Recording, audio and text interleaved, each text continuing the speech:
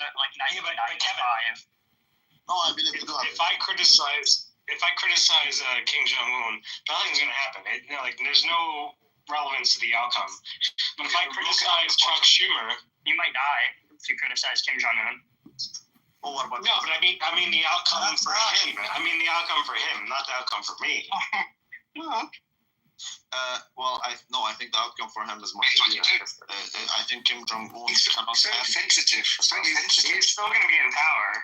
No, but no matter what I say. If you take if you take power away from Kim Jong-un, some other group will have that power. Whereas if you take power away from the Democrats, the Republicans will have it. Okay, but they're the same. So that's why you get to criticize, because they're still the bitch of the Bank of International Settlements. All I'm trying to tell you is that choice is an illusion. In a democracy, right. An illusion. And that's the only reason why we let you vote, is because it's an illusion. Like Iran. Okay, look at Iran. That's right. You have the supreme leader. The system isn't so far from the Iranian system. Iran is the Grand Ayatollah. Iran is a democracy. You have the supreme leader who chooses the Grand Ayatollah. The supreme leader chooses some of the clerics, and those guys or not necessarily the clerics, because the supreme leader is a cleric, but he chooses a group of men. Those men, one of them can be the president. So you vote for the one you like among those he chose. That's an illusion of choice. Okay, like in the US as well. Exactly like the US. In your situation, you have the Republican candidate and the Democrat candidate, and you can choose between them. But in Britain, we have no situation. But you are still on the inflation plantation. Right, it's an illusion. It's not a good choice. That's why if you got Bitcoin now. Like, I'm just telling you, the dumbest thing in the world is to let people choose. No one will let you choose. The only reason we let you choose is because it's an illusion. How do you just John want to You're the lord of the kicks again, Caleb. Kicked. That's right. But yeah, so Kim Jong-un is not the same. Xi Jinping is not the same. Russia is not the same. If you take power away from Putin, some other group will have it. That's why you cannot criticize. Right. Period. So, prove me wrong. That's right. Well, Sweden's doing right, and everyone's very peaceful there. Okay, look at Canada. We just had our election. Look at Canada. You see, you managed to not kill Trudeau, which is something. It doesn't matter. You can vote. Because it doesn't matter who you choose. It's the same. It's the same policy. See, I would say you actually have it backwards, Dr. Rabbi. When you say that North Korea isn't a uniparty and America is a uniparty, I don't think you understand the power of freedom of speech and how it applies in trying to obtain power in the government, meaning that they'll kill you in other countries. In America, we can say whatever we want about candidates. That means you don't understand what I'm saying. I didn't say that. I said, obviously, they are a uniparty. There's only one party in control. You are an illusion of multiple parties and democracy. Yeah, that's what I said earlier. But it's the same thing at the end of the day, that you need a revolution to get yourself out of that shit show. They also need a revolution to get themselves out of the shit show. What I'm trying to tell you is, if you don't vote for Putin, you vote for the opposite guy, you will actually have a shift in power. Whereas, that's why we can't allow you to do that. Whereas in the US, it doesn't matter. It doesn't, or in Canada, we just had our election. It doesn't matter if the Liberals won, but I couldn't care less. If the Conservative won, okay, it's the same. It's the same policy. They're all supporting the same things. So it doesn't matter who wins. Hence, we let you choose. Who remembers the Obamacare battle in like 2010, and then like as soon as Republicans took power in 2016, like they were fighting that like it was Normandy, and then they took power in 2016 and like suddenly didn't give a shit about repealing it. Yeah, but that's like kind of a normal thing though. Like Rico, when the president's in power, and then the opposition party, most of the time, it's like in an off election, will win those seats. So. If democracy isn't direct democracy, having representative democracy. Well, why did you even ask that question, Rico? Then, if you have direct democracy and if you vote for people rather than parties, then okay. But that will never happen. We will, because then that's actual democracy. We don't want that. You want an illusion. Yeah. Also, like America isn't a democracy. We're a federal republic. Yeah, but We're you're- not people figure That same shit. We're You're not- falling to the delusion of the words Democrat, Republican. I mean, those are just meaningless, I said federal adjectives. republic, not democratic. No, it's bigger than that. They're It's just bigger than that. differentiation Okay. words. So did you choose Trump for the nomination? Yeah, we voted the man, not the party. Okay, no, fuck Trump. Forget Trump. On the other side, I just like for example, well, you chose. Okay, but what about those who want Nikki Haley? What about those who want Marco Rubio? What about those who want? So did you? See, Trump achieved critical mass. Okay, Trump- So, but what if I? And what happened at Nikki Haley rally? What There if was a bunch of fucking faggots at the Nikki Haley rally. There's a reason why you have two parties. I'm just saying, like it's kind of obvious. What? There's a reason why you have a two-party system. You don't have a proportional representation system, for example. Anyways, representation is retarded. The fact that you cannot vote for a man, you have to vote for a party. It doesn't matter. Okay, it's what? Kamala, Biden, Obama. It doesn't matter. It's a Democrat party. It doesn't. Don't forget AOC. Hey, fine, but that's No, but that's not the case. More and more people are splitting tickets, especially between more and more people are splitting tickets. They're voting one way, one party at the top, and they're voting other parties down ticket. Like it's not. You do vote for individuals. You don't vote for parties here, as opposed to like in other parliamentary systems. You don't vote for individuals. You vote literally. You vote for individuals that are backed by a party. But that's just a technical way. Yeah, but that's not an essential feature. That's just a technical how it's organized. It's exactly like how it's very technical in Iran. How the supreme leader, you can vote for a president that the supreme leader allows you to choose from. I thought you only vote for the president. We vote for the president of Iran. We don't vote for the the Ayatollahs. They always have the power, and you don't vote for the relevance. You can vote for a president, right? Okay, but they vote for president also. They vote from a pool of. They vote for one of a selection of potential candidates. All these candidates are selected by the supreme leader. Likewise, you vote for a candidate among those who are selected by. Are you trying to explain English to us? What are you doing here, Dr. Rabbi? I'm just telling you that it's an illusion, nigga. That's what you choose. It's an illusion if you vote. If you can vote. I think it's more mixed. I think it's more mixed than that, actually. I think they're all primaries.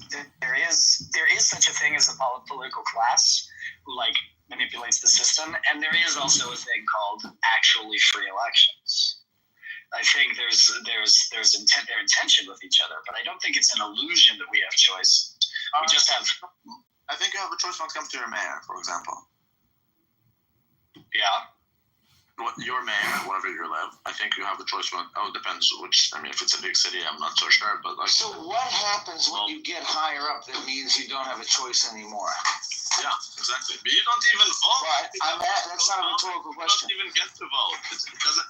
You can elect judges, and judges can what do you mean? Go to a pen and just give it. Because wait, I asked a real question. My friend, you're in Maine. Everyone in Maine, let's say 100% of the population, voted Democrats. Now, it doesn't matter. They can. The electoral college could theoretically still choose Republicans. No, we get to split the vote. Well, that's a special Maine situation, it seems. Yeah, that's a very cool situation. Fine. So fuck you. All right. Exactly. Maine also has a racially. 100% of Texans voted Republican. Now, electoral college, their votes could all go to the Democrats. No, I think they're going like half on Maine. Theoretically, man, I'm not saying they do it. Theoretically, It actually happened. Look at 2016. There's a bunch of retarded people that got electoral votes. Anyways, the more illegal immigrants you have, the larger the population according to the census, which means more electoral college votes. Illegals literally vote without voting. The more illegals your state has, the more voting power you have as a state. Well, I think. But your vote as a citizen doesn't mean shit. I'm going to get ranked choice vote in all 50 states, and then to make it so all 50 states can split up their votes, and we can use the democratic process to make all that happen. What democratic process? How do you know that your vote counts? How do you even know that? Do you trust? Well, I trust that my vote counts. I think that they kind of I get that. You trust that your vote counts. I know. If you halve the Kit Kat bar, I get to choose the first pick. I don't trust that the vote counts. I want a system where I don't need to trust and I can verify. That's right. Counts for what? Counts for what? Like, I want a system where it's a self-auditing system. I would like blockchain voting. I don't want to it's a system that audits itself. It's a system that audits itself, and you can see it in real time. The one who gets most coins wins. I would like a system where it's direct voting. I don't need a representative. I vote for a man, not a party. And the one with the most coins wins. Yes. That is a democracy, but no one wants that because, it's not an illusion. The moment it becomes a real choice, we will take your choice away from you. That's what I'm telling you. It's retarded. Democracy is for stupid people and for poor people, by the way. Yeah, but it's protection on the negative. It's protection on the downside. You can't choose who gets in, but you can certainly keep bad people out by being able to stop them being in power for long. I'm not sure what you're saying. They're accountable, so you don't have unfettered power. Everybody in power. The whole democratic system is set up. Hold on a second, motherfucker. You're coming all the way from England. Look at Keir Starmer. Are you really going to talk about nigga, are you going to talk to me about accountability? Is that what you're going to do? He can probably do that. That's the only thing he can do. It's like a middle manager. But he's not going to be in for very long. People won't vote him again. Come on, nigga. He won't be. You know that. He can't be. This is the whole good thing about democracy. Caleb ran away. Stop it happen. Rico, you're the new lord of the kicks. That's right. I thought I had to appoint people. Hey, Rico. No, you have too much power. Okay.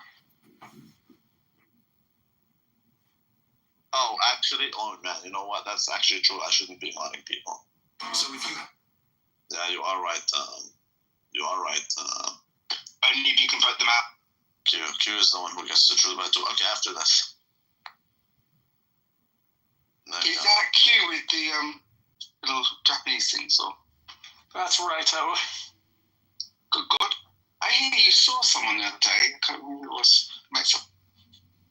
Saw Lou Clubhouse March. Oh, cool. I bet he's so fun. Look, I just really don't see it. I mean, yeah, people trust that their vote counts. Okay, that's beautiful. But how do you know? Like, actually, how do you know that it counts? Well, you do, because it does actually get counted. Oh, it gets counted? That's beautiful. Okay. Yeah, what about in the great edition? You like your numbers. So let's say, okay, but there's infinite possibilities, you see. What about the ballots that should have been counted but weren't counted? Okay, so the ballots that were counted, let's assume that they are counted correctly. How good is that? But are those the entirety of the ballots that should be counted?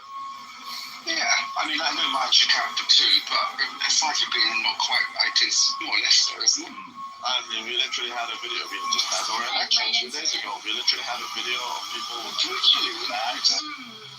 big bags of fucking ballots, and they were taking them in a taxi. And, like, they could have filled them with anything. Yeah, but they're not likely to have actually moved the needle, are they? I'm not really willing to do it, but I'm going to assume that I'm willing to trust that the ballots are counted correctly. Now, there's going to be these votes, should they have been made to begin with? What if they're counted correctly, but so there's 10 million, let's say, votes, but like 1 million of those shouldn't have even existed to begin with. 3 million should have existed, but they don't. Yeah, I mean, that's not what I'm saying. You're talking about 4% or more than that. No, I'm telling you, no, it's not fair. It's huge. It's fucking huge. 14, yeah. There's a million ways to cheat it. There's a million ways. I think you can have to tolerate a little bit of corruption because you're never going to get it perfect, are you? So how much is 10%. No, I would rather have a cheaper system, faster system, self-auditing system where there's zero. Yeah, it should be so easy. I mean, seriously. I mean, you could do like a kind of a phone into the television channel and get the votes a bit more accurate than they do on an election.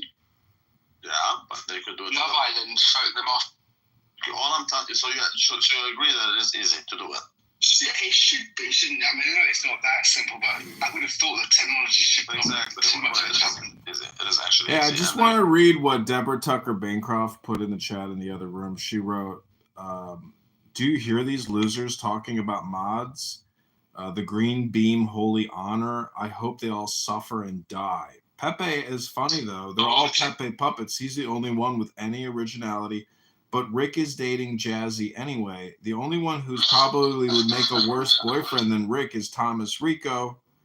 Also, Rick is the biggest asshole. He's flirting with the woman like he's a cool, nice guy.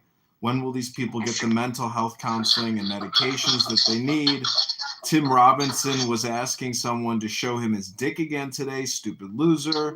Rick kicked me. He's a stupid asshole.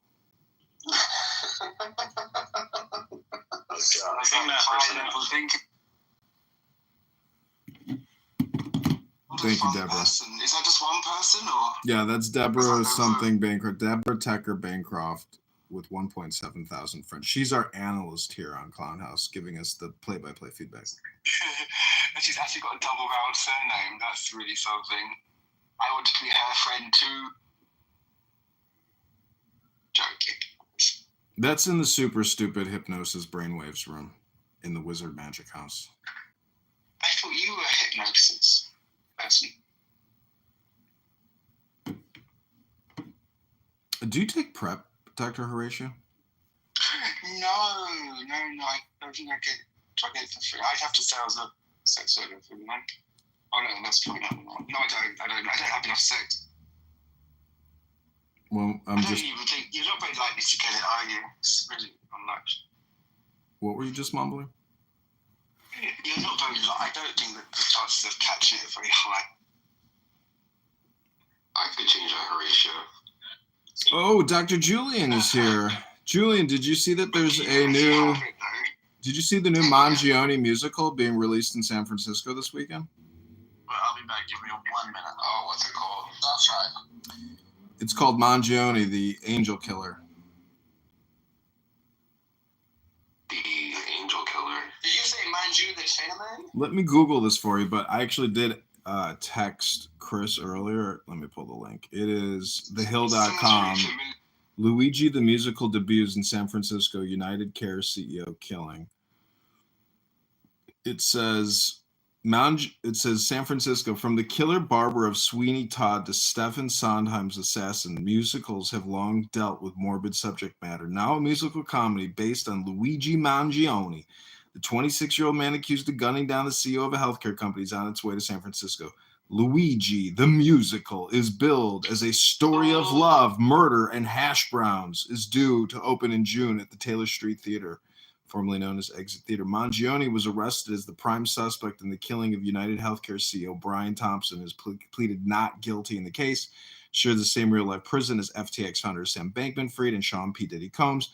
Although it is unlikely he's actually cellmates with either, in the show, Mangione's character navigates friendship, justice, and the absurdity of viral fame with the two by his side. Per the release, the show is described as wildly irrelevant, razor-sharp comedy that imagines the true story of Luigi Mangione, the alleged corporate assassin turned accidental folk hero. The film features other famous characters, including convicted crypto fraudster Bankman-Fried and Combs, a former rap mogul. For the record, Luigi was caught on tape killing the person. The show is directed by Nova Bradford and features original music and lyrics by Ariel Johnson. Johnson, Bradford, and co-writer Caleb Zaringwe are all involved in the local San Francisco comedy scene. Andre Margattini, another Bay Area comic, is also credited as co-writer of the show. Mangione will be portrayed by Petaluma-based actor and comic Johnny Stein, who admittedly bears some resemblance to the accused murderer. The 60-minute show makes its debut on Friday, June 13th, and is currently scheduled for 5 sold-out performances. Fuck it. Why doesn't every major city just do a Luigi the Musical?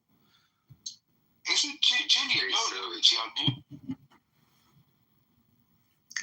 We should just create Luigi Mangione events around the world in every major city and just pay people to create like a fake musical. It's a smart business idea. Well, the thing for me is like, as somebody who's a director, I'm a director, and the fact that you're a director. I don't think anybody wants to kill me, but But you're not a director. But the fact that some random guy under the point. Kill a director, that doesn't, I don't want that, because as a director, I don't want that. Well, you're not a CEO, Soundy. You have to be worried. Yeah, but I am a corporate executive. Speaking on behalf of every single professional person who ever does anything. Yeah, as a corporate director, I don't want people coming after me. Is a charger model. Well, David, I mean this in the nicest way possible. You're a CEO. You're not a CEO, so I don't think you have anything to be worried about. Well, I am a CTO. That doesn't count? The kiki one. We didn't get murdered. Nobody would care. Sorry, okay. But, this musical, I'm just trying to ironic that they have, like, P. Diddy and fucking Sam Bankman-Friedman, too. I wonder how that's gonna go. I've actually seen a train go that fast, or with those many cars over a bridge like that. It's wild. Anyway. It's wild. That's my thing.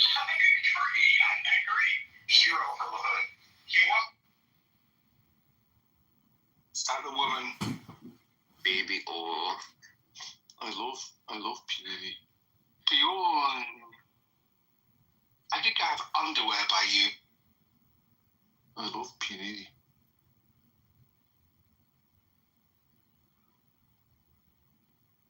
All right, everybody, I'm going to go hit the gym. I hope you guys have a great Friday, May 2nd, 2025. Good Shabbos, everyone.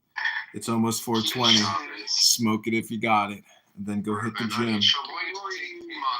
Reboinoi, shaloim.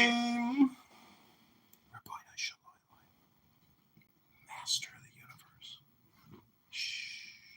That's amazing.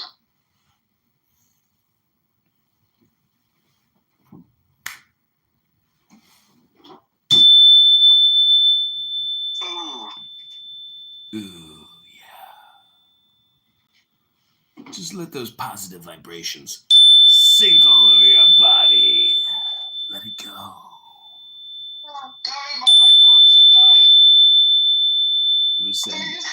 We're charging your batteries through a new frequency vibration. Oh my god, I'm too that frequency. Rico, you do know that you're the only one who's allowed to kick them, right? That's right. Go for the kick. That's right.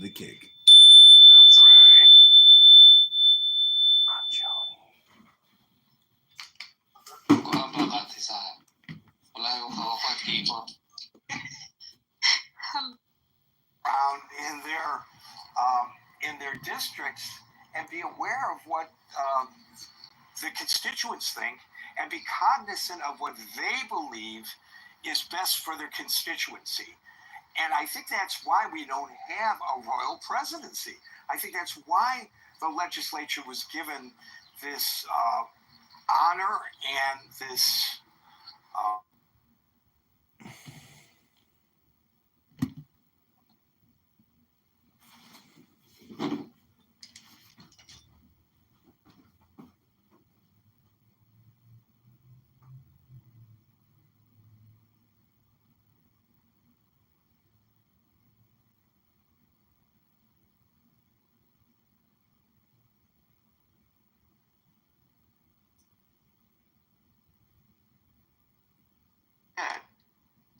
why can't we get the same thing? Amos, he's saying if you take Hamas out right now, they give back the hostages, and Hamas gives up its weapons, that would lead to Gaza being, economically prosperous because there'll be no excuse. They're gonna give up their weapons, Edward?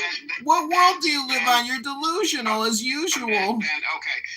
then that would lead the West Bank to want the same thing. So the West Bank and Gaza, their attitudes were changed, and now they would want to, they would demand, the West Bank would demand independence, or at the very least prosperity, like what Gaza would be enjoying. Yes. So that's if Hamas gives up its weapons, that's what Israel would have. That's one of the now. I mean, but they've been demanding that for a while. How does that change? A worse scenario is allowing the PA to come take over and rule over in Gaza. That's even a worst case scenario because that's unifying the political. Okay, so and then to negate all the both of these scenarios, Israel would have to occupy Gaza, and that's also a horrible scenario because now you're still going to have a hostile Palestinian population in Gaza that you're going to have to interact with. You're going back in time to the first Intifada time period. That's what's going to happen, and this time it's going to be much worse. And you need Hamas to facilitate this for Israel. So is the Israeli government really interested in getting rid of Hamas? Have they shown that they're interested in getting back the hostages? Obviously, they haven't. If they killed a third of the hostages, they could have gotten them back at any time. They haven't because they know the end of the war would mean reconstruction, and that's bad for Israel. That's bad for this Israeli government. I find myself agree with you. That it is a mistake, and I think most of the people think it's a mistake to go inside Gaza, and it is absolutely a mistake. And that's make me pessimistic because there are very few that Smotrich and Ben-Gvir represent in the coalition, that no one of them know what's happened the day after, who take control of Gaza, who gives the food, the water, the medicine. It will be, now the army have to do it. Almost. The army will not do it. With what they're talking about now, there's been hints of, everybody's quiet about it, of a ceasefire. And let's say the hostages are all returned, okay? And then Israel occupies Gaza still afterwards, I'm sure Hamas would not, that would be against whatever agreement that Hamas would sign. But let's say they did. Let's say Israel, gets the hostages back. Ben-Gvir, Smotrich get what they want. Israel goes into Gaza. Then what do you have? A protracted resistance war where you have IDF soldiers being killed and injured on a daily basis, and the Israeli public knows this. And do you think the Israeli public is going to be willing to send their children, their family members, to a war in Gaza when there is no reason to? The hostages are not there anymore, and there's supposed to be a ceasefire agreement in place.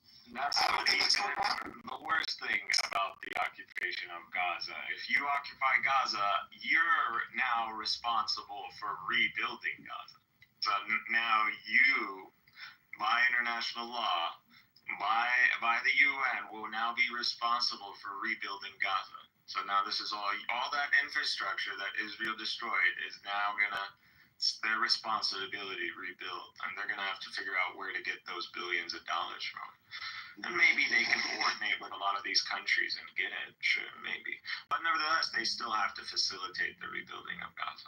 And you can keep the Philadelphia corridor, by the way. It doesn't mean anything to Gaza. That's just for show to fool the Israeli people into thinking that somehow Israel has some sort of strategic advantage by holding on to the Philadelphia corridor, which they won't, by the way, because Egypt won't let them. But there's no strategic value.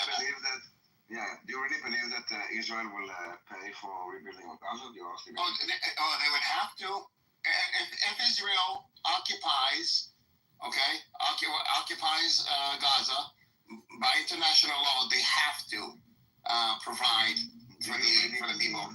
They have to. The responsibility of the people would belong, and Gaza would belong to Israel. So you actually believe that this is a possibility? Okay. Well, if Israel wants to occupy Gaza, it has to. So that's the law. Occupy it and do what? Like sit and watch them? the difference is that maybe Smotrich and Benker want to occupy Gaza, but the difference is that the minute the Hamas will give, and the Hamas will, in the end, give up, because Israel will control on the land, and the Hamas will be there, and the hostages will start dying there, and the Hamas will, in the end, understand that they must release and give up with their weapons. They tried this almost in 2005. Hamas is not. They're all gonna die, and they're gonna take all the hostages with them. That's the worst case scenario when it comes down to the hostages. Maybe. I gave you the ideal case scenario. God comes with his angels and he pulls out. Might be. I don't believe. I don't believe. The Hamas sent his children to die, but I don't believe the leaders want to die. Thanks. They will stay. Amos, let me. I'm sorry to How burst many your leaders? bubble. There are Tell no me- leaders Tell left. me. Sonic, learn to listen. Learn also to listen. Speak, but learn to listen. How many leaders you think the Hamas have down there, the channels? How many leaders? What do you mean by leaders? Political leaders? Under the ground, no political. Political, They're all dead for the most part. We can agree on that one, right? so there are maybe 20, 30, 40, 50, I can't 100. name a top political leader. 100 leaders who keep maybe 5, 6, 700 soldiers. But they can make a lot of problems to the military. I'm going to tell you, based on my assessment, the political office of Hamas in Gaza is practically annihilated. What you have left is El Qassam, and the Qassam has specific brigade leaders. Some of them have been killed, but there's a chain of command, so there are people with experience who are taking over. Just like any military. Yes, everybody has someone who will take his place. His brother, and I'm sure he's not going. He don't do the same mistake what Yahya Sinwar did and go out of the channel. That Israel have a lot of even information there. Israel controlling the area. They have the information from the Palestinian. And the Hamas, if somebody they find, just kill him. So they can. How long? 500, let's say, and I'm more. I don't believe that there are even not 500. Maybe I say 200 maybe. But let's say that that's more than 500. How long they can survive with the hostages? And the minute the first and the second hostage will die, I don't believe that those people want to. Then they will make agreement that they give up with the weapon, and they can go out to Egypt, to go out to Jordan, to go out of Gaza. And the minute they put down the weapon and they go out, maybe there were 2 or 3 hostages even survived. Maybe not. I don't know. Almost. I put something in the comedy freaking. If there would be less than 10 hostages, that means the 10 hostages will get killed. They know that around 24, so people say less than 24.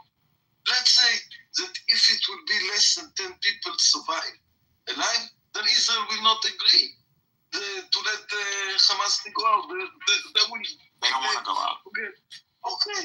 Then they don't want to go out.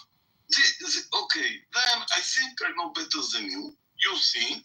I think I know better than you. That those leaders don't want to get killed. Don't want. Those leaders that you're talking about, hopefully we're on the same, we have the same understanding. What you're talking about are field officers. That's what you're talking about. You're talking about its equivalent to field officers. Yeah, and those will not like to be dead. Those will keep those 20 hostages alive. They will not let Jihad Islami or any crazy person to kill them. And when they see they have no other choice, Israel will control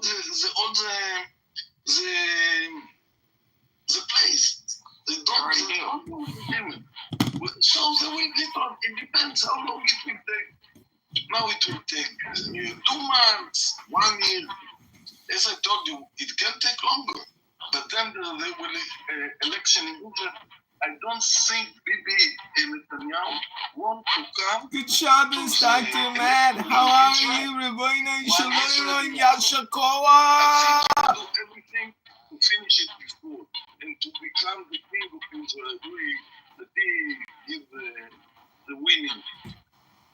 I don't believe if it will come, they have no chance. No chance, and he finished in jail. But you want to be focusing on the hostages. That's your choice. I don't think the priority at this moment, and even according to Bibi and all these guys, is not the hostages. They've clearly stated this. They understand the scenarios that I laid out and Edward as well. It doesn't matter what they want. It's matter what the people want. And the people want the hostages, and that's what they say. They want the hostages, and they want to beat the Hamas. And the Hamas will not give up till now. Hamas feel very sure down there in the July. Well, Hamas is willing to sign a long-term peace agreement with, or ceasefire agreement with Israel. So Hamas is not really the issue. I think Netanyahu wants to make it the main issue, but it really isn't. But they give conditions that they stay controlling the Gaza, and Israel cannot agree that the Hamas stay controlling Gaza. I think No.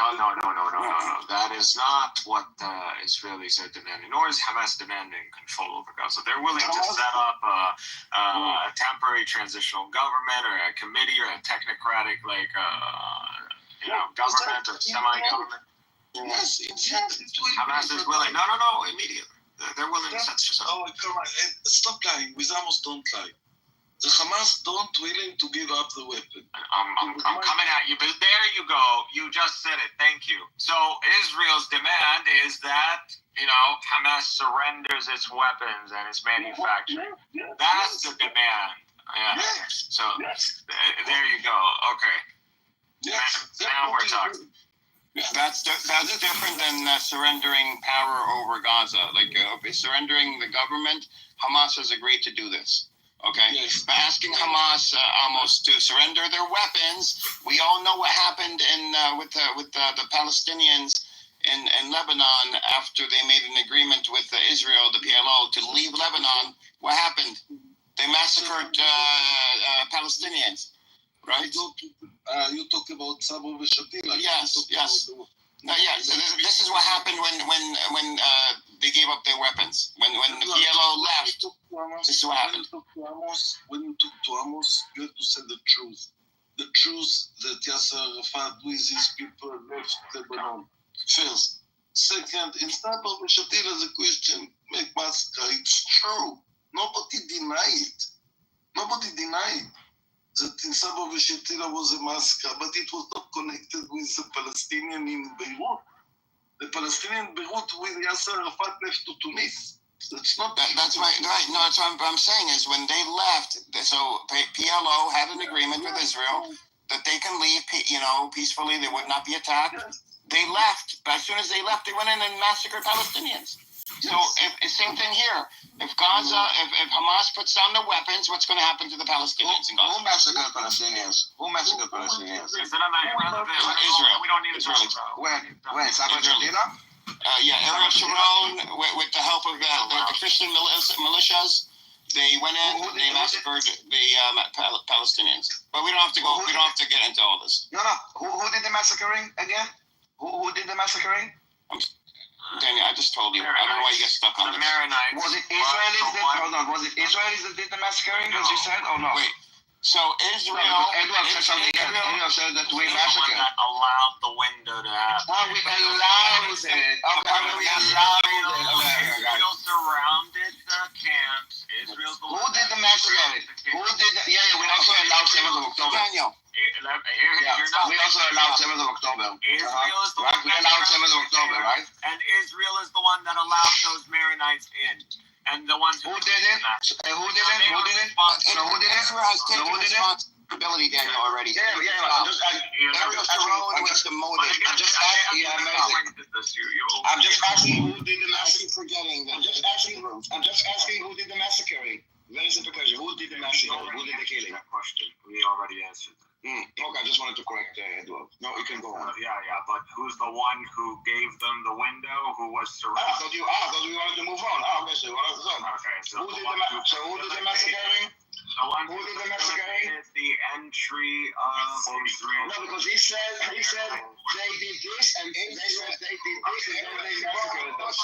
And who massacred? Who did the massacre? Sharon. Who did the massacre? To the camp. Yeah. He went up to the camps specifically because they're Palestinian, and allowed the Christian Maronite to come in. And while Christian Maronite, yes, and what did the Christian Maronites do? Daniel. What did the Christian Maronites do? Okay, can you mute up, please? We already, I don't know how many times. So we know that Ariel Sharon was demoted. He got in trouble. Hold on, he's already at the climax. He started at the climax. What did the Christian Maronites do? What do you mean? What? Finish the story. Okay. You're separating Ariel Sharon or the IDF from the massacre. You can't do that. His question. Why can't you? Why do you need to dance around? The Amaronites entered the camps that were surrounded by Israeli forces.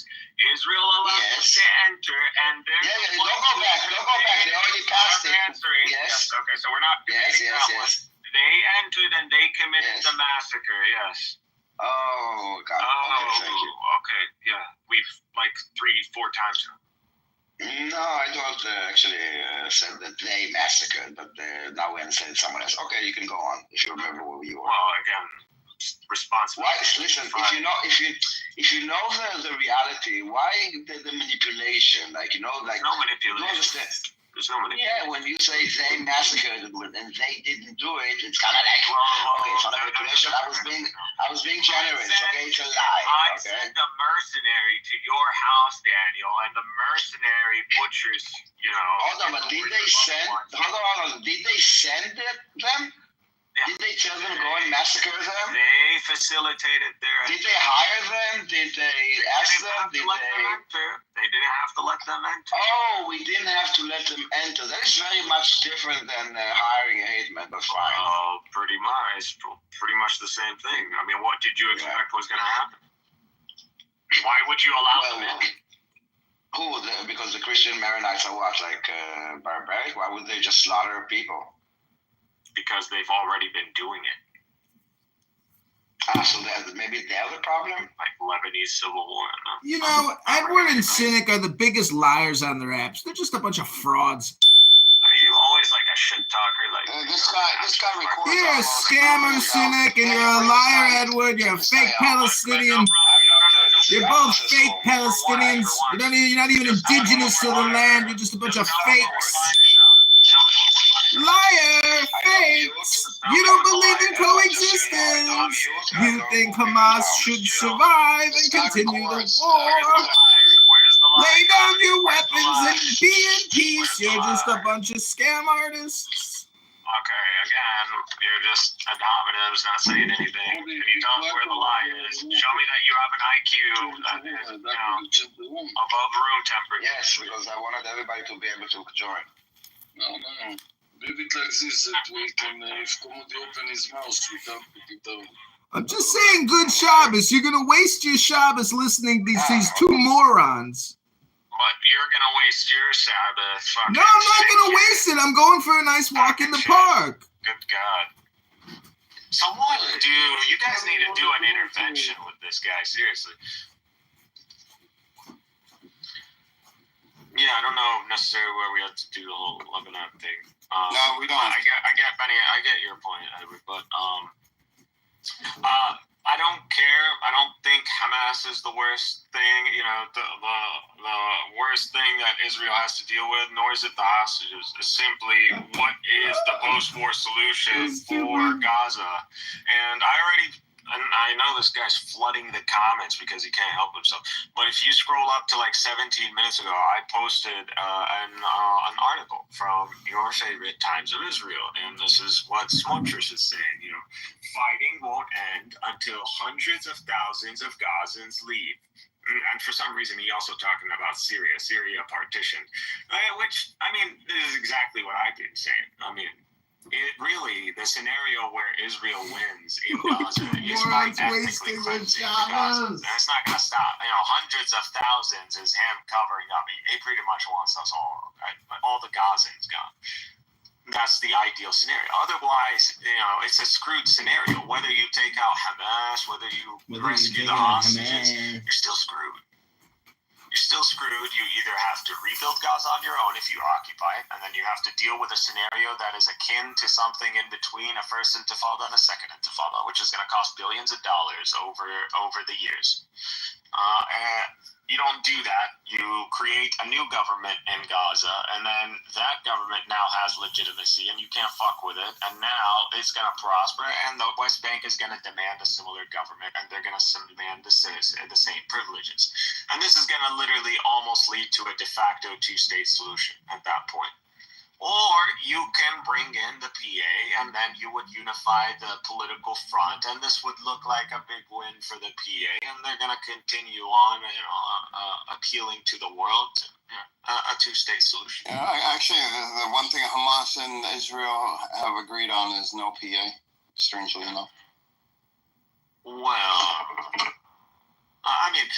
the coming of the PA won't be the worst thing, actually. So, if the PA comes in, this would be extremely embarrassing for Netanyahu, because he pretty much invested his political career in this, what he believed, the chess move of the time is that, I manufactured this political divide, and I did this, and I can control Palestinian affairs, and I can give an excuse why we don't want to give Palestinian statehood. The partitioning on both sides, yeah. All that evaporates, and not only that, you bring the PA in on your, with your own hands. That's political suicide. No, see, he doesn't want to do that. He doesn't want to bring the PA in because then he doesn't have the Hamas excuse. He needs the Hamas excuse to be there for him. Well, actually, the scenario that is ideal is actually that Israel goes back to before October 7th and actually allows that system to go in, where you actually manage to find much of the Hamas infrastructure that is manufacturing the weapons and dismantle that. And you'll have a Hamas that is back to like the early 2000s, and you would just reset the clock. And, that would be the actual ideal, like, if Israel is committed, if they're smart. I mean, just going in and getting the weapons from Hamas underground would that would be an enormous amount of resources. Yeah, you're gonna talk about, it's gonna lead, And Netanyahu can't afford any more casualties on the Israeli side, politically. Yeah, that scenario isn't. I agree. The whole, reverse the clock and Hamas continues, and you just go back. In a way, this makes Hamas look like they kind of won. It depends on what happens with it just doesn't seem, plausible, honestly. But really, long term, if Israel seeks to win, like actually get a strategic victory, they need to ethnically cleanse the Gaza. There's no way, really. There's no solution. I mean, there are people who are more pessimistic than me. Benny Adam actually believes they're going to genocide 2 million people, or almost 2 million people in Gaza. So, and be free, actually, for some reason, believes this. I don't believe this is. No, I don't think so. That's going to take a lot to do. That's still a lot of resources. Not to sound, inhuman, but from a resource standpoint, that's going to be a massive project, and the entire world will be watching it unfold, which Israel still, again, can't afford to do. I think the best case scenario for Israel, if I was Netanyahu right now, the options that are open to me are a ceasefire agreement that allows the release of the hostages, and a controlled, where I can say, okay, Hamas, they're not going to be the government anymore. It's going to be this transitional board, and they will control everything. that and this is not, of course, ideal in the long run, but when it comes to the people of Israel, they will buy this as a victory and say, oh, okay, so Hamas is not in charge. We got the hostages back. There's this other entity controlling Gaza now, not Hamas. Okay, we win. It's not it's not truly a victory, but they don't know that. But I think Netanyahu will try to pull that off. I just don't see any other option. There isn't any other option on the table. Wow, Edward, you guys are like projecting so much. If you think that this, okay, Daniel, give an option, and that you think You give us a they don't know this, they don't know that. Daniel, go ahead and give an option. Give a scenario. At the end of the day, we need to have security, we need to have safety, and Daniel, give a scenario, not the objective. Give us a scenario what you think will happen. Post-war God. If you were Netanyahu, like what would you do, or what do you think Netanyahu would do in the immediate future? Post-war God. I don't know what will happen because unlike you, I'm not a prophet. We're not prophets. We analyzed every scenario that's possible. Can you come up with a different scenario? Are you able to mute sometimes and maybe use your ears when others are speaking? He's gonna call the people Hello, hi. And you know that others are also talking, so I'm trying to address. So what I would do, I would actually play victim, right? That's it. I don't know who you are. Go, If you want to say, just wait. Okay, so what I would do, I would carve with the corridors that Israel already did and are doing now, carve the Gaza Strip into 5-6 different, boroughs or cities or sections, and let those boroughs self-govern themselves. So there is no one government for the entire Gaza Strip, but more whatever you call it, councils or whatever for each section that will actually need to take care of their own section. So it will be not possible to create a military across the zone, and when they want to go from one zone to another zone, they go through a checkpoint that you see where they are, and then you can also and actually by then, while the people are moving from place to place, you can also identify the people that you're looking for and arrest them. Perfect. That's literally the occupation of Gaza you just described. You just gave more details about it. Cantonization, creating an apparatus, a security apparatus, permanent military presence in Gaza, which would come with the responsibility of building this apparatus and the infrastructure. It's more like security, not governance. The security. We will. No, you can't have it both ways, Daniel. No, I don't want to have both ways. I want to have it one way. No, so here's what will not happen for you. Hold on. Listen, I'm not. Once again, guys. I'm not having we're not in a conference. No, I want to address one part of it. I'm trying to tell you what makes sense to me, taking into the realization. And I don't think I don't see a possibility where Israel governs Gaza in terms of internally. So only military, only security. Daniel, when it comes to what you said, which is a possibility, the problem here is then you would have to have this what you just said, this other government or governance in Gaza, which then means that you would have to have Hamas agree to this governance. No, you don't need to Hamas to agree to this. No, actually, you don't need to, because this is what I said. If you carve up the Gaza Strip into those 5-6 boroughs, okay, then first of all, every movement between those sections will be through a checkpoint. But Hamas is underground, though, Daniel. So you're not getting rid of Hamas.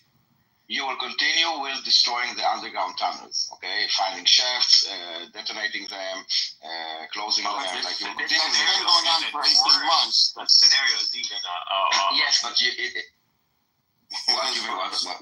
do need to. Because you're still the other options with the remnants of Hamas long term. So yeah, you need to remove it. You need to remove it. No, you're not going to. So let me get this straight. To establish this scenario, which I agree. I thought that this should translate from the occupation of Gaza. This should be understood already, cantonization of Gaza. But anyways, Israel would have to, 1, occupy Gaza. 2, build the infrastructure to allow this apparatus to exist. So the checkpoints, this section. Yeah, they're already there. Most of them are already there. That's fine. They would need to invest more into it. You mean the corridor is there? The corridor. I'm talking about separate all of it. I'm talking about the corridors and with the checkpoints, with the machinery to identify. Okay, but what you're doing then is giving Hamas and the resistance more credibility, because now it's a true occupation in terms of boots on the ground and cantonization of Gaza. So you're actually strengthening the resistance. At the end, this is like what I would do in order to maybe they will have more narrative, whatever. But on the ground, I will be able to have a better control over the Gaza Strip, not in terms of managing the population, but just yes, as I said, security-wise, dividing it with the checkpoints. And by the way, you would have to establish these small governing bodies over each of these sections, and pretty much they would gain legitimacy through you and pretty much their contact through the outside world and goods entering and exiting would be Israel. So Israel not really, would be responsible for them.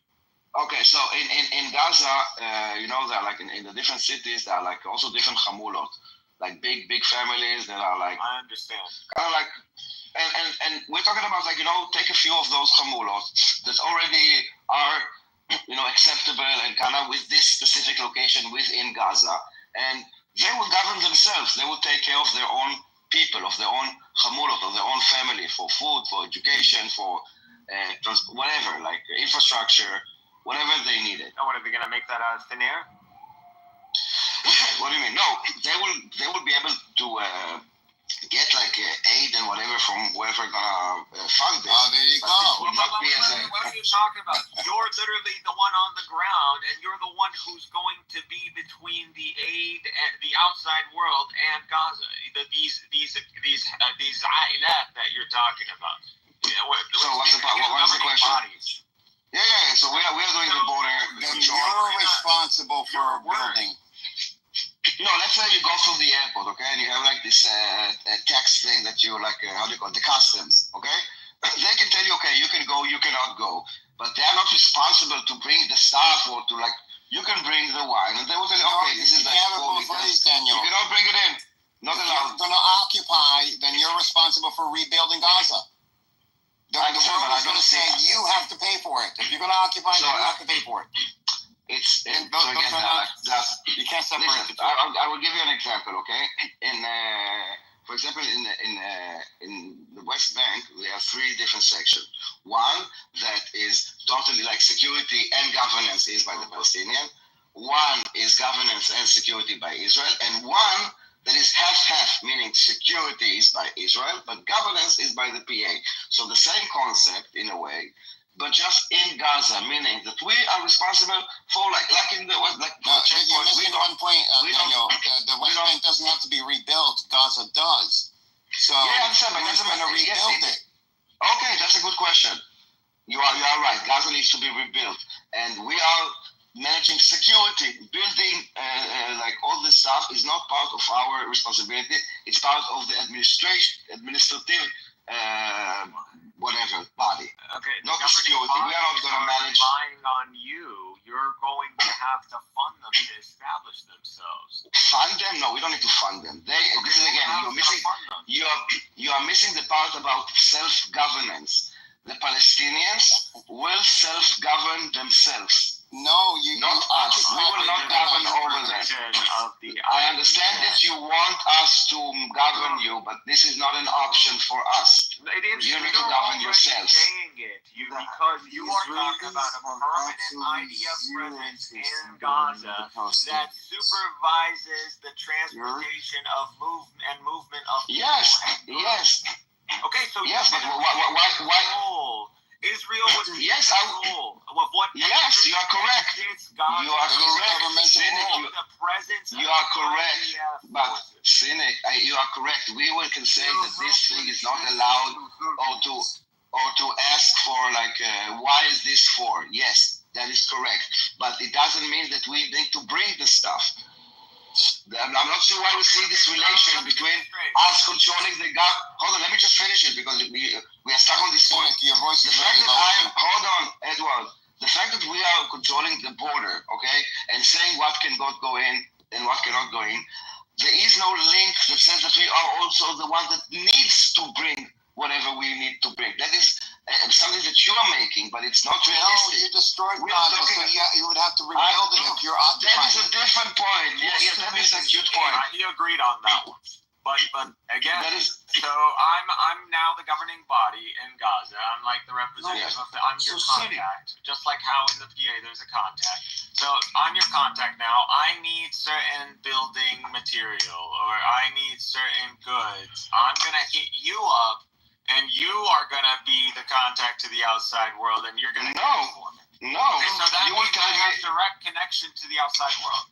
Yes, you just need my approval. So let me get this straight. You're creating another PA. No, I'm saying, listen. You now wanna order some stuff to build some stuff, okay?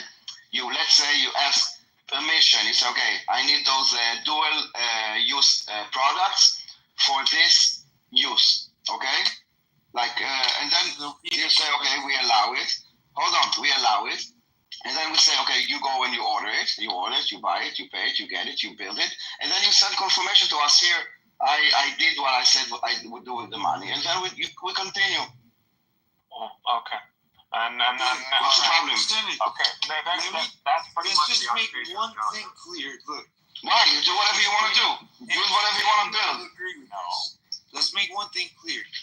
The Israelis have zero interest in governing or having anything to do with the government of Palestine. They want the Palestinians to govern themselves. They might help with a transitional government, but the eventual goal is again for them to have their own state. It's the dream of the two-state solution. Because like I said, Israel doesn't want a two-state. The Israelis have zero interest in And I think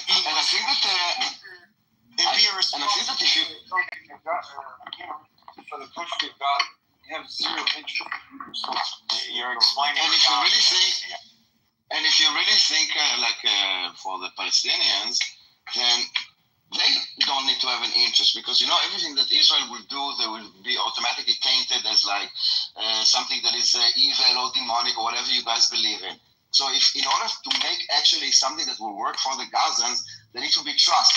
There is no trust between them and us. Okay. Yeah. So for us to be involved in the government of Gaza it's a recipe for a disaster.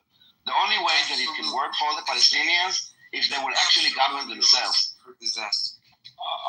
Okay, we already understand that self-governance under the supervision of the IDF and the not supervision. No, not supervision. It's about. Listen, you need to understand. Hold on one second, CM. Cynic, you need to understand. Our interest, okay, is to be safe and secure. I get it. If you wanna go and build a hospital, great. You will get. Buy your concrete, buy whatever, build your hospital, amazing. No one will stop you, okay? But if you will build a terror tunnel, this is what will stop you. We don't want that. We don't want you to build a military. Build anything else. You're assuming there are within these new sections that you're going to create the expertise. There exist experts in it that can rebuild the fundamentals of society.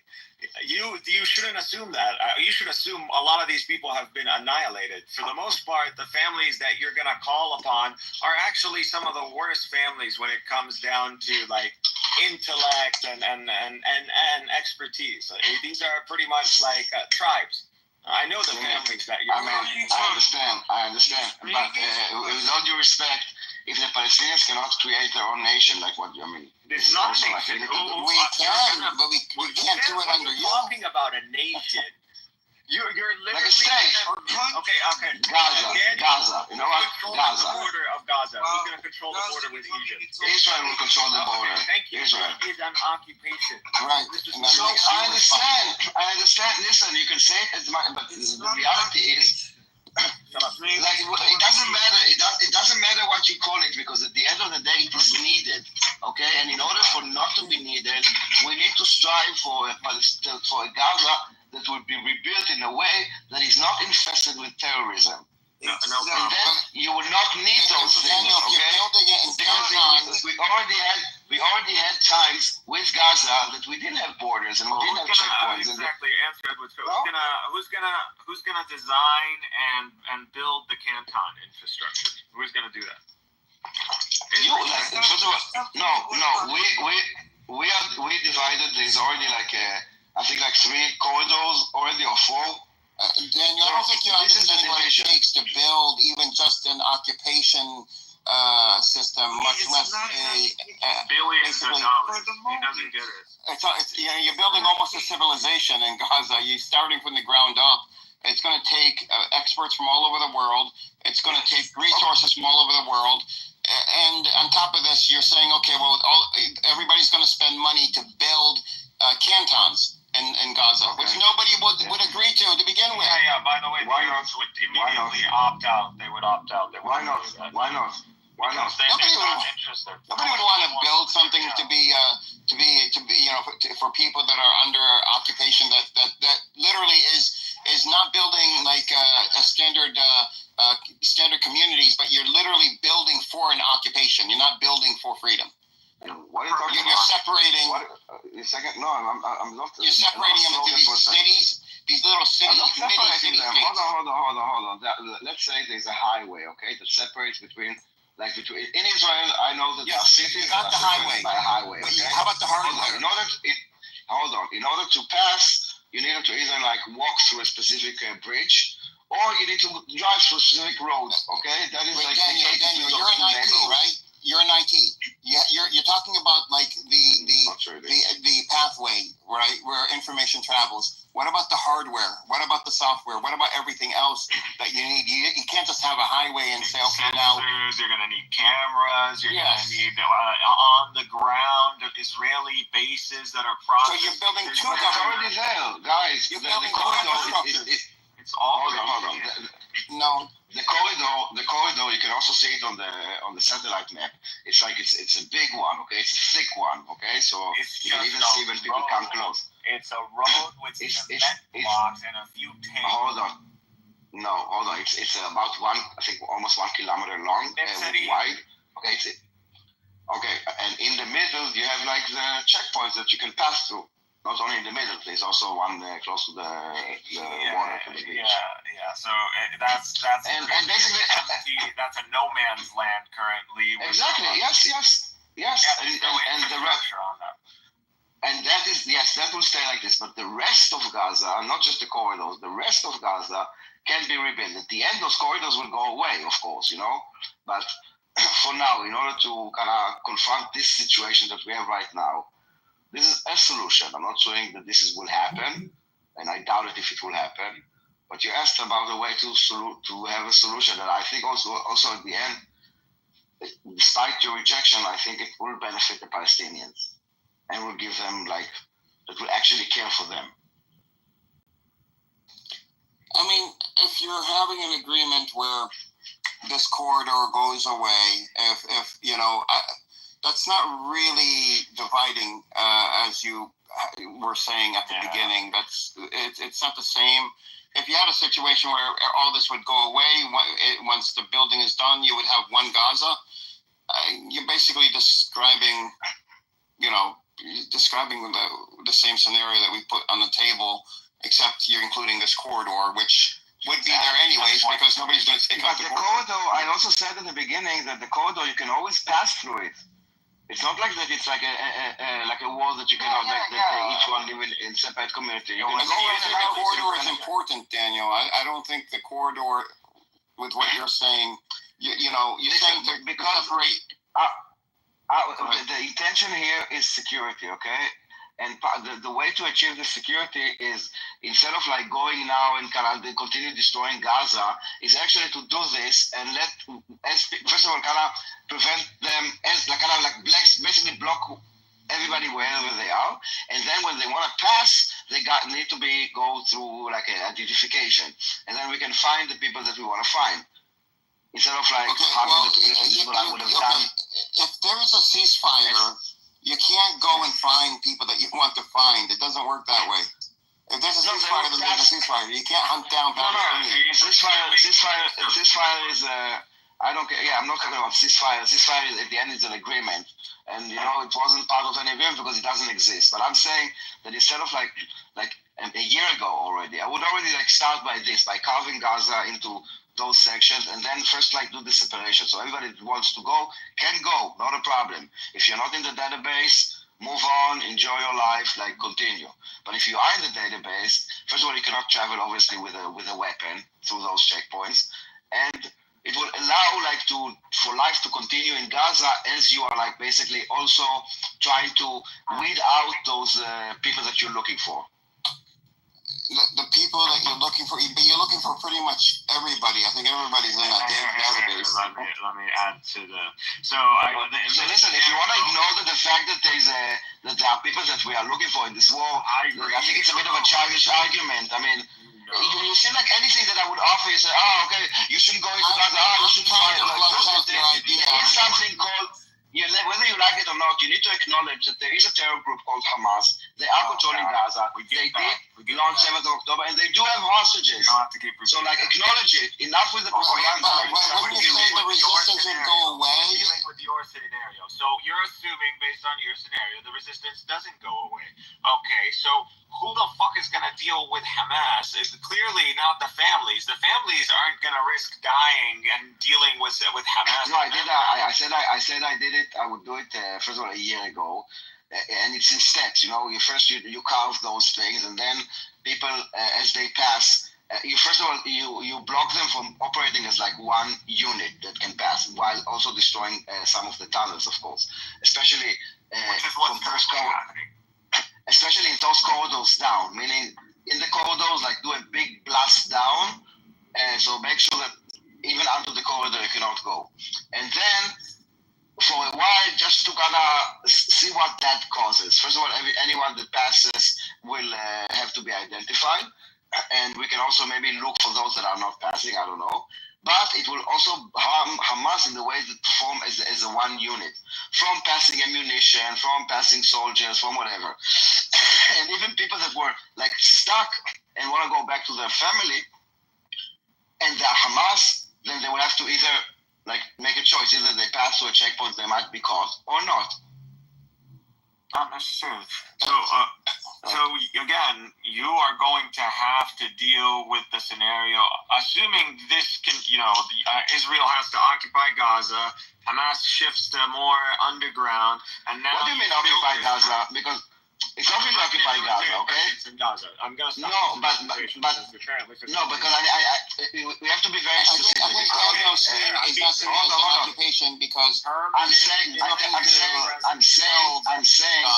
it's very important, okay? Because again, nuances are important if you want to be honest. Israeli. Can I speak? So no, it's not accurate enough because the Israeli soldiers will not be roaming around inside those sections. Okay, they will stay on the perimeter, around. Okay, not inside. Operations whenever needed. They will be on basically the parts that will be occupied are parts that no people live in. The areas where people live in are not occupied militarily by us. Yes, which is going to be mainly. And also the security inside is not governed by us. It will be internal security, like police. Okay. Can I ask a question here to Daniel? So, are you saying that Israel will be there in Gaza, and as Gaza is rebuilt, Israel will gradually leave Gaza? Is this what you're saying? I'm saying that yes. Once we see that that rebuilding, and they kind of invest in the right things for society, which is not to militarize the strip.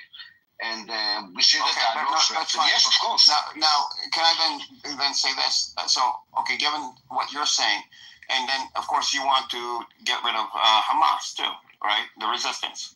So, wouldn't building Gaza and having a prosperous Gaza and a prosperous, which will eventually happen if you're rebuilding Gaza, a prosperous West Bank, wouldn't this nullify the resistance to begin with? Because what are they resisting against at the end of the day? So you would think so, yes, but we understood that. Wouldn't this be more efficient than? Hold on, no, unfortunately, as I'm trying to answer you, you would hope so, you would think so, but unfortunately, we know that it's not true because How do you know? it was attempted, it was attempted, and what we understood is that the ideology of Hamas is not based on like luxury or money or convenience. It's not about this. It's way deeper than that.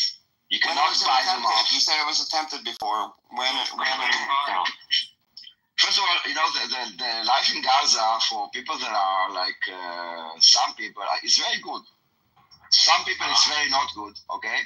But for some people, it's really, really good. They have like how do you call it? For the vast majority of Gazans, was life good when you were there? No, they're poor as shit. No, I've never heard that life was good about the Gazans. Yes, the big families. They usually have some wealth, and you could maybe even like in the $1 million.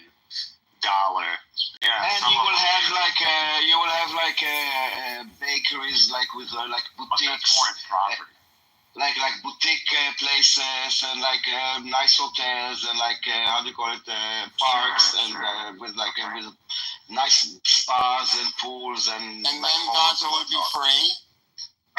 And the thing is that, and hold on, let me please. But Daniel, Gaza's free. Please let me answer. And if you also look at like the number of people that got permit to work in Israel, which they get way more money, over the years and over the month, it keeps on growing. And I think like a week or two before 7th of October, there was even a discussion of doubling the number of permission, because again, the belief was that if their life would be good, then, as you said, they will have no reason to resist, yada, yada, yada. What we do learn is that the ideology here is way stronger than this. And this concept of that, the right of the return, which is something that they teach in Gaza for everyone, and about like, we Daniel, come back you have the wrong idea. Haifa and Akko and all that. You have the wrong idea when it comes to and you can see, in fact, that they were willing to destroy Gaza for this. Dude, I mean, Daniel, prosperity to Gazans, to Palestinians, is not being able to work in Israel or have boutiques or anything like that. It's self-determination, having our own land. Exactly. But that's never happened. That's never happened. You need to do it yourself. The entire concept of self-determination is the self-determination part. So we need to self-determine you. If there is self-determination, Daniel, then that nullifies the resistance, because the resistance is there for self-determination. To bring us self-determination. Yes, it is. No, that is not correct. Edward, the resistance, which you call, which is Hamas, and they are very open about it. And this is what they teach. They teach about the right of return to Israel. Well, they are talking about we will go back to Haifa and Akko and all that. And the PA teaches holds on to the right of return. So that is a right that no one is abandoning, not even the PA. So that is the resistance. The resistance. We were ethnically cleansed. Exactly. The resistance is the resistance of the existence of Israel. No, if there was an actual peace agreement and the Palestinians signed it, then the resistance. You will not sign it. You will not sign it because the thing that you want are the destruction of Israel. Not true. Then that's you saying that. We Palestinians would sign it. The West Bank, you just said it yourself. Gaza, because you signed it. Okay, I will tell you this. Okay, the right of return equals the destruction of Israel. Okay, So that is not an option. Okay, but not an option. We no. We would give up. I mean, I know of Israel. It would mean the end. It would mean the dwindling of the Jewish demographic, which over time would lead to the Jewish demographic being a minority. If that's what you mean by the destruction of Israel. Which I agree. So it will not happen, guys. It will not happen, and this is why there will not be peace agreement, because you want to destroy Israel, and we don't. This was already we want to be in Oslo with Arafat. Arafat was willing to have like some sort of symbolic right of return, where the few thousand. But the thing is, what you're missing is over time that being like around 100,000. We have the right of self-determination that we exercise. And what you want is to take away that right. And we will not allow it. That's not our right for self-determination. If we had a Palestinian territory, a Palestinian state of our own, we would not be attacking Israel, because that would be two states attacking each other, and that we would break our agreement and jeopardize everything that we would have built for ourselves. We would not do that. Now, if Hamas or if any if any organization wants to attack, because you don't anyone that wants to attack Israel after Palestinians and Israelis agree on a two-state solution, anyone that wants to attack Israel would have to do it outside of the Palestinian territories. You are completely missing the point. Eduard, is this a peace agreement? If they even want to do it at all. Does it include the right of return? They don't want a two-state solution. No, a right of return. We were willing to accept, like Shinnick said. I forgot what the number was, but it was thousands of people that Israel has agreed to let in the country. This is a mathematical formula for Israel. It could determine exactly how many Palestinians that they were allowed to return to Israel without compromising the Jewish demographic over the short or long term. And that's not an issue. And it is a mathematical equation, so both sides could agree upon it. Okay, that's not the issue. That's never been the issue. To allow 1,000 people to go back. I think it was something like 50 to 100,000 people. No way, dude. No way. Yes, it was. You don't know, but yes, it was. The main problem is Jerusalem. Really, you guys are able to coexist. I don't know what the big problem coexisting is, but apparently it's really difficult. Right now, yes, Israel is controlling like all the shit that gets into Gaza and stuff, because they are looking for weapons, make sure weapons and things aren't being smuggled in.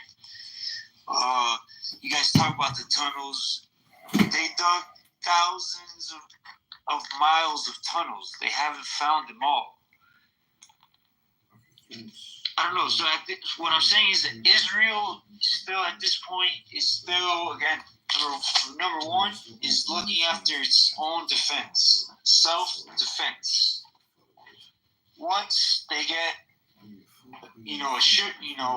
assurances that they'll have self-defense, that they won't be attacked by any of their neighbors or whatever, they won't have rockets flying in from Gaza, then you can start talking about whatever, other, the borders completely and they can trade freely. But until there isn't a threat, while there's a threat, it's gonna be too difficult to do that at the moment. Amazing. Yeah, the main problem is that we're not willing to give up East Jerusalem. We can work with the right of return, but there's a worse right of return, Daniel, than the one that you're actually worried about. There's the one where all the millions of Palestinians outside of the territories return back to the territories. Our population doubles, and once that state is established in like a year or something. So there you go. That's your demographic threat. That's why Israel will never. It's not a demographic. It's not a demographic. It's not a demographic threat. Hold on. It's not a demographic threat. Cynic. It's not a demographic threat. You want us. Hold on, CM. It's not a demographic threat. It's about you want to invade us, and that we agree to this. So hell to the no. demographic threat. No, that's not a demographic threat. That's an invasion, dude. That's an invasion. You want to invade our country, and we say no. I'm talking about a Palestinian state where Palestinians from all around the world return back to this state. To your Palestinian state, in your state, you do whatever you want. Yeah, but then you're not getting it, are you? You're not getting it. So think long term, David. Daniel, think long term. Now, all these Palestinians are now in the West Bank. They're going to want to expand their cities. They're probably going to want to build infrastructure. Over time, these settlements and these Palestinian territories are practically meshed into one. You have peace, assuming now you have long-term peace. All these Arab Israelis, these Palestinians are going to want to pretty much, interchangeably, go through the territories and Israel. Like, they're just going to cross in. They're probably going to live within the territory. They're going to cross out. It's going to be freedom of movement. Not only that, you are going to see Jews who want to live in Judea and Samaria. So you're going to want to see Jews who are going to appeal to the Palestinian state. Okay, but you're not getting it still. Long term. And shut up, Sia, let me freaking finish. Now, not only that, we're assuming peace in the region. So now you're going to see a lot of these borders and trade and Arabs moving in and out. Long term, this means Arabization. This means y'all start speaking Arabic, and this means our population. No, shut up. Let me finish, Sia. Let me finish. No, why would we speak Arabic? This means a higher rate of growth for the Arab Israelis themselves, because they're going to be able to marry from within the Palestinian territories. Okay, organically, it happens organic. Yes, organically over time, we will shift the demographics. But again, Cynic, over time, other things could change. You're talking about a very far future, and in a way, we will find a way to preserve the self-determination of Jews. I cannot tell you how right now, because what you're talking about is very much in the future. Yeah, you would have to sacrifice between democracy and the Jewish state, which is the worst case scenario. You don't want to reach that critical point to begin with. No, you're talking about hundreds of years from now, okay? Not talking about hundreds of years for now, Daniel. Actually, if you look at the demographics currently on the ground, you will see almost a 50-50 between the Arabs and the Jews. Yeah, but what we're talking about, what you were talking about is peace in the Middle East situation. I don't see it happening anytime soon. Yeah, because of Israel. Israel will never allow it. Whatever you wanna tell yourself. That's just a fact. Their entire religion. No, that's not a fact. It's completely the definition of an opinion. Not only it's an opinion, it's. The Jews are gonna go with their culture. No, we can still do a border, a million times before. What are you talking about? Listen, there are many countries that share borders and they didn't change demographically so easily. And you can always have immigration laws and naturalization laws. I understand, but you can make laws to protect whatever you need to protect. Don't worry. What are the laws when you're like 30% of the land now, and you're being dwarfed in by the rise of Arab. Don't worry. Listen, you're talking about why I'm telling you, we will be fine, okay? We will survive. You can say that, but there have actually really quickly, Daniel, just look up the demographic threat of Israel and see the dozens of articles that are going to pop up. The Israeli articles, and read them. Like, put an hour of. Don't worry. I already did it. It doesn't matter how many more Palestinians. You think Fortress is an idiot? He wants to ethnic cleanse Palestinians because what? He's a freaking vampire. What? I'm talking about. It doesn't matter if more Palestinians. You don't know who Fortress is. The current internationally recognized borders of Israel are not going to change. The Israelis are going to fight to keep their national sovereignty or whatever, and they're going to keep their customs and traditions. They're not going to stop reading the Torah. Like they're reading the Torah. What the hell do you know? Half these guys are gay. What are you talking about? Reading the Torah. Thanks for sharing, Stan. Appreciate it.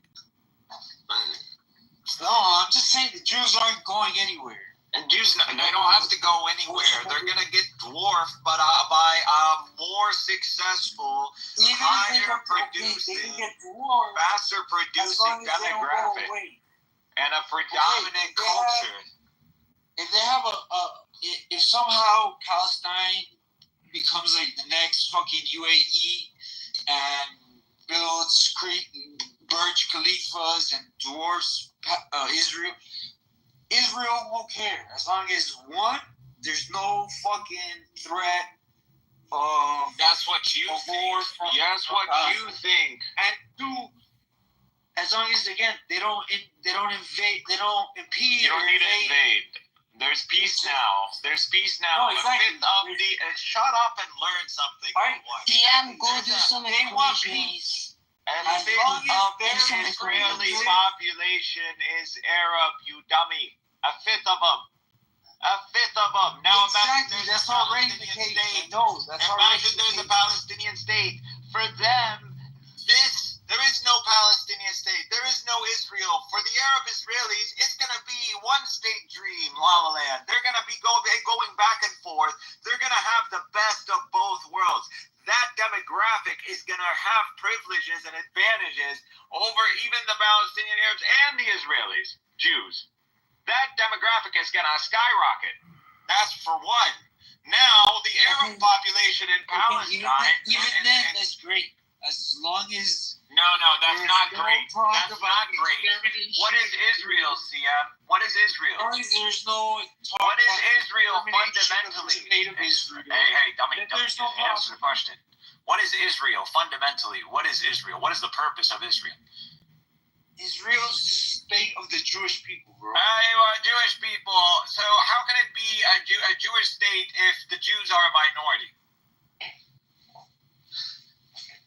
That's up to the country. Why do you think the ethnic cleansing of Palestinians happened in 47, 48? They don't want to have a fucking completely ethnocentric society. They are already an ethnocentric society. Meaning like everybody's fucking Jewish. Meaning they prefer a more multicultural population. Because from a multicultural population, everybody benefits.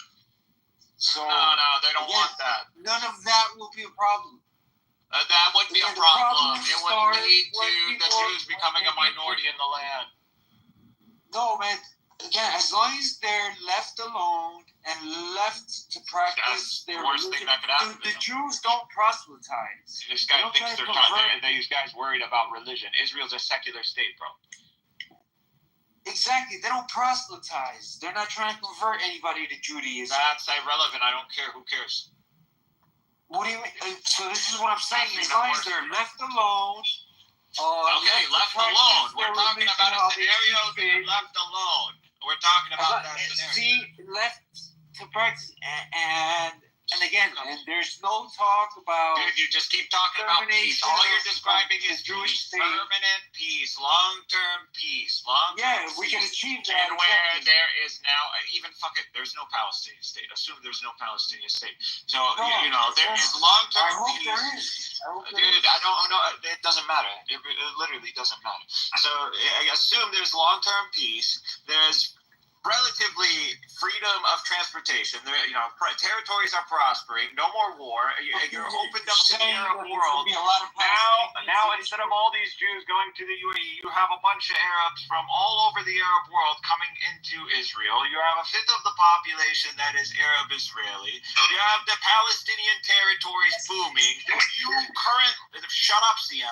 You currently have almost 50-50 is Jewish Arab ratio currently in the land from the river to the sea.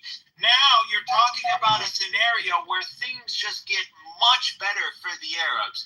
Who do you think that demographic advantage is going to swing for long term?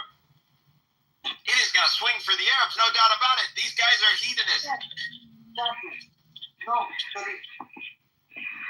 There are also religious And peace I got money. I'm going to have kids. I'm going to have 4 wives, bro. There are also Jewish people who have many kids. Yeah, and those are bad for Israel as well. That's a threat to Israel. After the Arab demographic threat, those guys are the second main threat to Israel. They all want the same. Yes, peace. We got it. See, how many times are you going to repeat yourself? Then again, there's Actually, no Israel doesn't You are prioritize also repeating yourself. and there will be no because this guy, I have to respond to this as guy. long as But I know long it's as, again, impossible there's to see peace, everything. You're saying, as long as there's peace, there's yes, okay. So the Arabs will make up the higher percentage of the population. So naturally, during elections, they have a better chance of getting their leaders elected. Now it's an Arab state. Welcome to Israel, the Arab state. But as long as you're talking about in the far future where there's absolute peace, and even these Arab leaders who are being elected have no conception of the Jewish people and no interest in coexisting, their interests align with their own country that they're in, where the Jews live, and the Jews are not prohibited from practicing their religion. They're not even trying to convert anybody. Then again, as you said it, as long as there's peace, and again, the interests coincide, there won't be a big problem. Yes, there would be, and I'm not. You're done repeating yourself. There, peace, and okay, you're assuming they want peace, and everybody wants peace. Great, you don't need to repeat it for the 4th time. We got. You're the one that kept saying that, so I was going along with it. Yes, I'm saying peace is in the advantage of the Arabs and the Arab demographic. Peace is not in the advantage of Israel and the Jewish demographic.